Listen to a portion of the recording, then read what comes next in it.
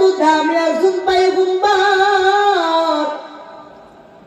এই নূহ পয়গম্বর আমরা দুনিয়াতে সামান্য বাঁচি কয় বছর? 60 বছর, 70 বছর, 80 বছর। দাদার বয়স কত? মাথা তো আপনার বয়স কত? 50।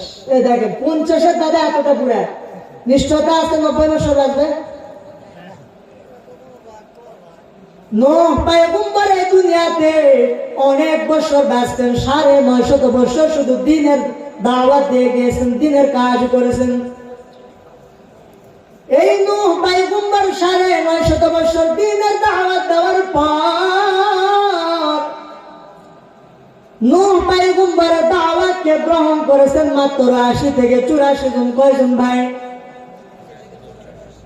80 থেকে 84 জন ব্যক্তি যখন দাওয়াত গ্রহণ করেছেন, 80 থেকে 84 জন ব্যক্তি যখন তার দাওয়াতকে গ্রহণ করে আল্লাহ তাআলার উপর ঈমান আনছেন, চিন্তা করেন প্রতিদিন যদি একজন একজন একজন একজন করে তার দাওয়াতকে গ্রহণ করে আল্লাহর উপর ঈমান আনতো, কত মানুষ হতো না ভাই? 950 বছরে মাত্র 80 থেকে 84 জন কি করেছে? কথা বলবেন না? দাওয়াত গ্রহণ করে আল্লাহ তাআলার উপর ঈমান আনছে। একদিন নূহ পয়গম্বর আল্লাহ তাআলাকে জানাইয়া দেন, আল্লাহ আমি এত বছর আল্লাহ তাআলা আপনার আমি অনুগত করলাম, আপনার দাওয়াত দিলাম, কিন্তু আমার দাওয়াতকে গ্রহণ করেছে মাত্র 80 থেকে 84 জন। ও দাদা, ও বৃদ্ধ, ও দাদা, আপনারা একটু ভালোভাবে আমার দিকে খেয়াল করবেন। যখন মাত্র 80 থেকে 84 জন তার দাওয়াতকে গ্রহণ করেছে, আল্লাহ তাআলা জানাইয়া দেন ওই নূহ পয়গম্বরকে, বলে কি ব্যাপার, তুমি আজকে আমাকে কিছু বলবা নাকি? বলে হ্যাঁ অবশ্যই বলবো। বলে কি বলবা? বলে আজকে আমি কতদিন হয়ে গেল এই দিনের দাওয়াতটা দিতেছি, কিন্তু আমার দাওয়াতকে গ্রহণ করেছে মাত্র 80 থেকে কয়জন? 84 জন। বলে কি করতে বলতেছো বলো? বলে 80 থেকে 84 জন ব্যতীত যত ব্যক্তি রয়েছে সবাইকে আপনি ধ্বংস করে দেন। আল্লাহ তাআলা নূহ পয়গম্বরের দোয়াটা কবুল করলেন। বলে নূহ পয়গম্বর আমার, তুমি সুন্দর দেখে একটা কিস্তি তৈরি করো, একটা নৌকা তৈরি করো। নূহ পয়গম্বর আল্লাহ তাআলার অর্ডারে নৌকা বানানো আরম্ভ করলো। নৌকাটা হলো, কিস্তিটা হলো 3 তলা বিশিষ্ট। নূহ পয়গম্বর জানাইয়া দেন, আমি আস্তে আস্তে আস্তে আস্তে যখন নৌকাটা বানানো আরম্ভ করলাম, নৌকাটা তৈরি হয়ে গেল। এক পর্যায়ে যখন পরিপূর্ণ নৌকাটা আমি বানাইছি, আল্লাহ তাআলাকে আমি বললাম, ও আল্লাহ, আমি সুন্দর দেখে একটা 3 তলা বিশিষ্ট কিস্তি বানাইছি। আল্লাহ তাআলা জানাইয়া দেন, তুমি কিস্তি তৈরি করেছে, এবার সুন্দর করে রং করো। নূহ পয়গম্বর সুন্দর করে এবার রং করা আরম্ভ করে দিলেন। এক পর্যায়ে রং করা শেষ হয়ে গেল, এবার কিস্তিটা দেখতে অনেক সুন্দর। আল্লাহ তাআলা জানাইয়া দেন, হে নূহ, তুমি সর্বপ্রথম তারাই ওই ব্যক্তিদেরকে উঠাও যে ব্যক্তিরা তোমার দাওয়াতকে গ্রহণ করে আমি আল্লাহ তাআলার কি করেছে? কি করেছে? কথা বলবেন না? কি করেছে? ঈমান নিয়ে আসছেন। বলে সর্বপ্রথম তাদেরকে উঠাও। আল্লাহ তাআলার অর্ডার হয়ে গেল, সর্বপ্রথম তাদেরকে উঠাইলেন। আল্লাহ তাআলা জানাইয়া দেন, এরপরে দ্বিতীয় তলায় যেগুলো হিংস্র প্রাণী রয়েছেন, যেগুলোকে বাঘ বলা হয়, হাতি বলা হয়, ভাল্লুক বলা হয়, এমন যেগুলো জাতি রয়েছে তাদেরকে উঠাও। দ্বিতীয় তলায় তাদেরকে উঠাইলেন। আল্লাহ তাআলা আবার জানাইয়া দেন, তৃতীয় তলায় যেগুলোকে আমরা পাখি বলে, মুরগি বলে, এইরকম জোড়া জোড়া জোড়া জোড়া ভাবে উঠানো হয়ে গেল। আল্লাহ তাআলা জানাইয়া দেন, আমি এত পরিমাণে পৃথিবীতে পানি দিব, সবাই চুবে চুবে সবাই পানিতে হাবুডুবু খেয়ে মারা যাবেন। কিন্তু নূহ পয়গম্বরের একজন সন্তান রয়েছিলেন, যেই সন্তানের নামটা হলো কেনান। মনে রাখবেন নামটা কি? কেনান। নূহ পয়গম্বর এবার সন্তানকে ডেকে ডেকে বলে, এ কেনান, আমার দাওয়াতকে গ্রহণ করো। তুমি যদি আমার দাওয়াতকে গ্রহণ না করো, তুমি কিন্তু এই দুনিয়াতে বাঁচতে পারবে না। আল্লাহ তাআলা পানি দিয়ে তোমাকেও মারবে। কেনান এবার হেসে হেসে কি বলে জানেন? বলে, বাবা তোমার মাথা কি খারাপ? এই পৃথিবীতে আমার থেকে উঁচু কেউ নাই। তারপরে এই পৃথিবীতে সব থেকে বড় পাহাড় হলো জুদি পাহাড়। একেতে আমি এত লম্বা, দ্বিতীয়তে আমি জুদি পাহাড়ের উপর উঠবো, তোমার প্রভুর ক্ষমতা নাই ওই জায়গায় পানি উঠাইবে। তার যুক্তি। নূহ বলে, ও সন্তান আমার, বাহাদুরি করিও না, আমার আল্লাহ তাআলার অর্ডার, অবশ্যই ওই জায়গা পর্যন্ত পানি গিয়ে হলো তোমাকে ডুবাইবে। বলে, বাবা তুমি আমাকে যত বুঝাও আমি তোমার বুঝ দিব না, কারণ তোমার প্রভুর এত ক্ষমতা নাই। আসেনি? অবশ্যই আছে। বারবার বাবা সন্তানকে বুঝায়, সন্তান বারবার বাবাকে বুঝায়। এক পর্যায়ে আল্লাহ তাআলা জানাইয়া দেন, বান্দা তুমি তোমার সন্তানকে যতই বুঝাও কোনো লাভ নাই। নূহ পয়গম্বর এবার কিস্তিটা ছেড়ে দিলেন। পানি হওয়ার বলে এত পরিমাণ পানি হতে হইতে পৃথিবীর সবাই মারা গেল। এই কেনান কোথায় গিয়েছেন? পাহাড়ে। এক পর্যায়ে পৃথিবীতে পানি উঠতে পাহাড়টা এবার ডুবা। লম্বা ঘটনা সংক্ষিপ্ত করলাম। এক পর্যায়ে যখন পাহাড়ের ডুবা কেনান এবার ভয় পাওয়া আরম্ভ করে দিল। কি ব্যাপার? আমি তো ভাবছিলাম হয়তো পানিটা দুনিয়াতেই থাকবে, এত উঁচু, এত উপরে উঠবে না, আল্লাহর এত ক্ষমতা নাই। দেখলাম এত উপরে একটা জুদি পাহাড়, এই পাহাড়টা ডুবে চলে গেল। কেনান এবার একটু ভয় পাওয়া কি করলো, শুরু করে দিল। আল্লাহ তাআলা আরো পানি দান, উপর থেকে পানি দান, নিচ থেকেও পানি উঠাই। এক পর্যায়ে কেনান দেখতেছেন তার পায়ের টাকলু বরাবর পানি হওয়া আরম্ভ হয়ে গেল। কেনান চিন্তায় পড়ে গেলেন, কি ব্যাপার, আজকে কি আমারও মৃত্যু রয়েছে নাকি?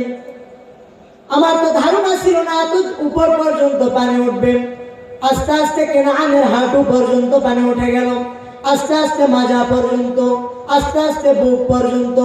এক পর্যায়ে বুক পর্যন্ত যখন হয়েছে, খাওন না পেলে আপনি ওই জায়গায় দাঁড়াইতে পারবেন। খাও না পাওয়ার কারণে কেনান এবার হাবুডুবু ওই জায়গা থেকে পরে হাবুডুবু খাওয়া আরম্ভ করে দিলেন। কেনানের বাবা সামনে দিয়ে কিস্তি নিয়ে নৌকা নিয়ে এবার যাওয়া আরম্ভ করলেন। দেখতেছেন সন্তান হাবুডুবু খায়।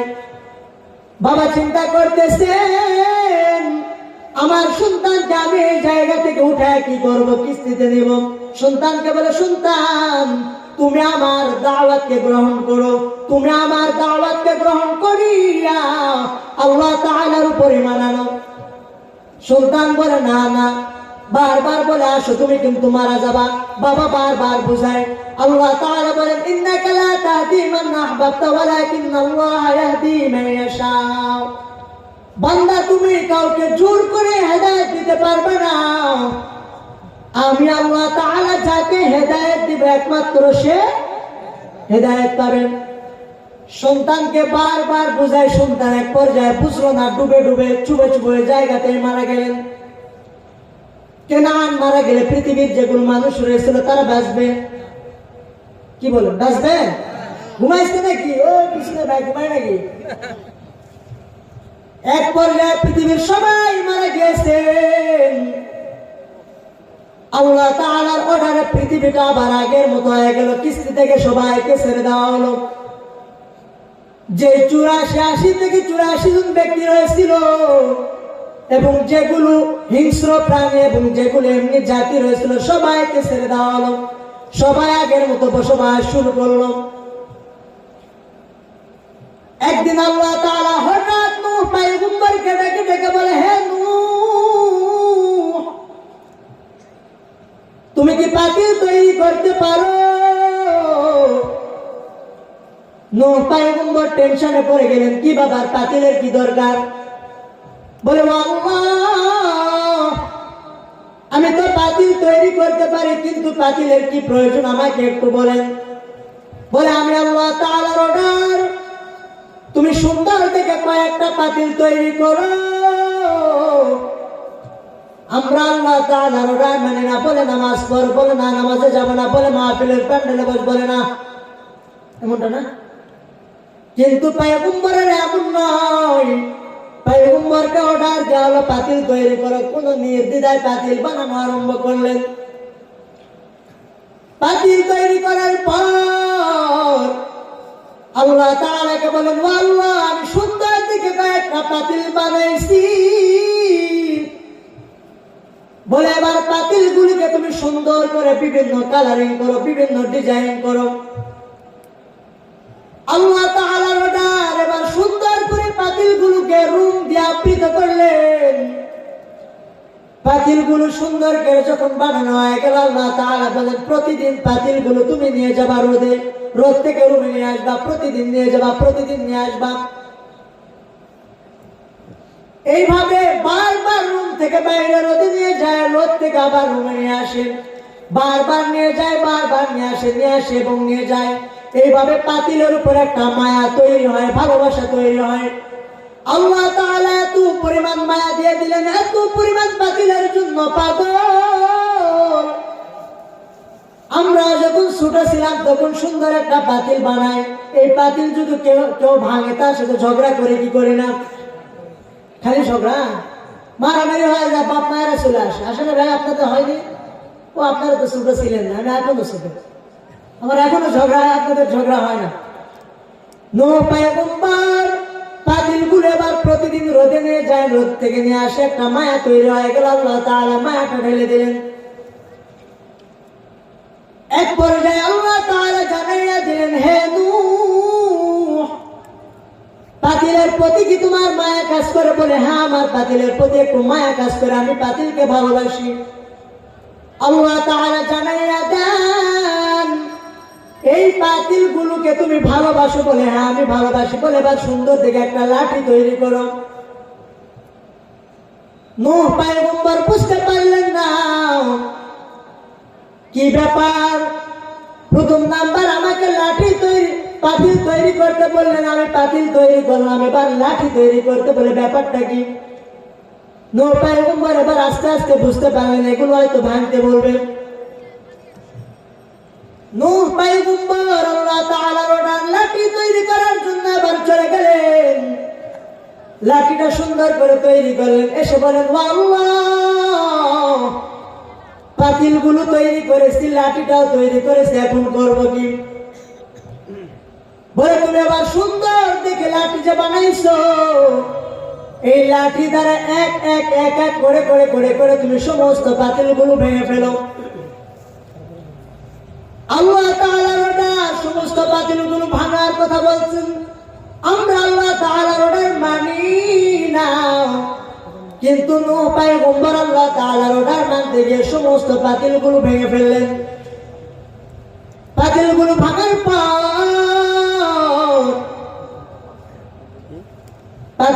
ভাঙার পরে নূহ পয়গম্বর মন খারাপ করে এক জায়গায় বসে থাকলেন। আল্লাহ তাআলা জানাইয়া দিলেন, কি ব্যাপার, তোমার মনটা কেন খারাপ? বলে ও আল্লাহ, আমার মনটা খারাপ কেন জানেন? বলে কেন? বলে এত তৈরি করে, এত সুন্দর মায়া দিয়ে সুন্দর করে নিজে হাতে পাতিলগুলো তৈরি করলাম, এই পাতিলগুলো আপনি আমাকে ভাঙতে বলছেন, এই কারণে আমার কষ্ট লাগছে। এবার আল্লাহ তাআলা কি বলে জানেন?